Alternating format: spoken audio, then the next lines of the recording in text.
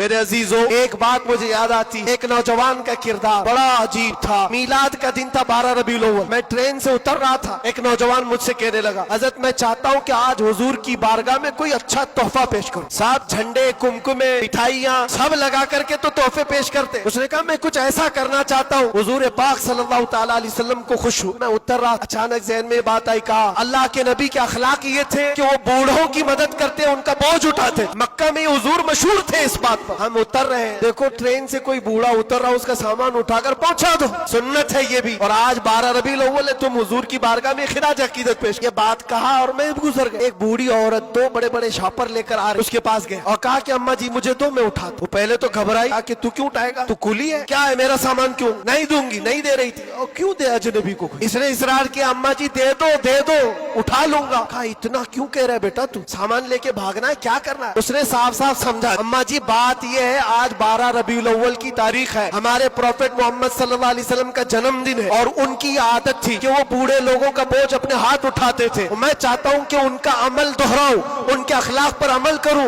اور میں ان کی روح کو خوش کروں۔ بوڑھی کے دل میں بات آ، لے لے بیٹا، تو تیرے نبی کی بات کر رہا ہے، تمہارا کوئی تہوار کا دن ہے، یہ کرنا ہے تو کرو۔ وہ شاپ پر لے کر کے گیا، اس کو جہاں تک پہنچانا تھا پہنچایا۔ یہ بات آئی گئی گزر گئی، ہم بھی تو سوچتے ہیں کہ چھوٹی سی بات۔ 6 مہینے گزر جانے کے بعد اس نوجوان نے مجھ سے کہا کہ حضرت وہ بوڑھی عورت جس کا میں سامان اٹھایا، وہ ابھی رابطے میں، کانٹیکٹ میں، ابھی آئی اور کہہ رہی ہے کہ بیٹا 6 مہینے گزر گئے، اب تک میں تیرے نبی کا بایو ڈاٹا ہی پڑھ رہی ہوں، اب تک میں ان کے اخلاق ہی پڑھ رہی ہوں۔ کیوں؟ کہا تیرے اس عمل نے مجھے اتنا متاثر کہ اس زمانے کا کوئی جوان، ارے میرے بیٹے میرے پوتے نہیں آئے مجھے لینے، کسی اور کا بیٹا میرا سامان اٹھا رہا ہے، اس کے اندر اتنا اثر کہاں سے آیا؟ اور جب تو نے بتایا یہ تیرے نبی کے عمل ہے، میں نے سوچا کہ اس نبی کو کیوں نہ پڑھوں۔ پڑھتے پڑھتے میں اس مقام پر پہنچ گئی، بتاؤ تیرا نبی کہاں ہے، میں بھی جاؤں غلامی میں شامل ہو جاؤں۔